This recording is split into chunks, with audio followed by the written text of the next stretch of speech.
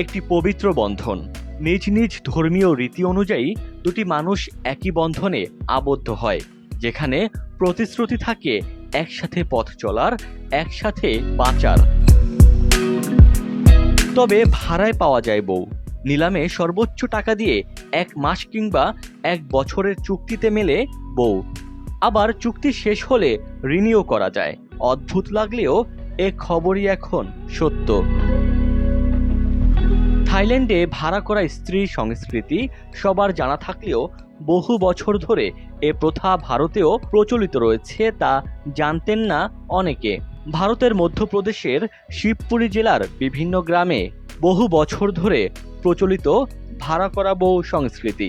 এ পদ্ধতিকে দাদিচা প্রথা বলা হয়, যেখানে যুবতীদের 1 মাস থেকে 1 বছরের জন্য স্ত্রী হিসেবে ভাড়া দেয়া হয়। কারা নেয় ভাড়া করা বউ?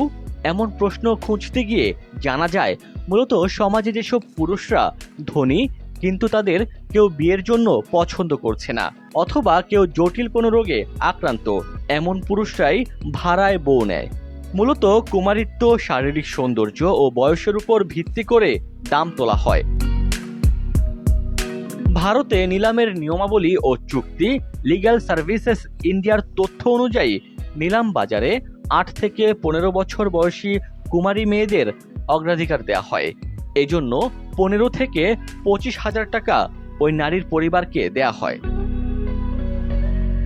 এদিকে নেট দুনিয়ায় এ খবর ছড়িয়ে পড়লে অনেকে দ্বিমত পোষণ করে বিরূপ মন্তব্য করছেন।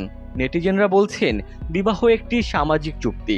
কোনো ধর্মই বিবাহ বহির্ভূত সম্পর্ক কিংবা চুক্তিভিত্তিক বিয়ের প্রথাকে অনুমোদন দেয়নি। ধর্মীয় আচার অনুষ্ঠান মেনে বিবাহ বন্ধনে আবদ্ধ হলে সামাজিক ও নৈতিক শৃঙ্খলা বজায় থাকে। ডেস্ক রিপোর্ট, দৈনিক দেশটিনি।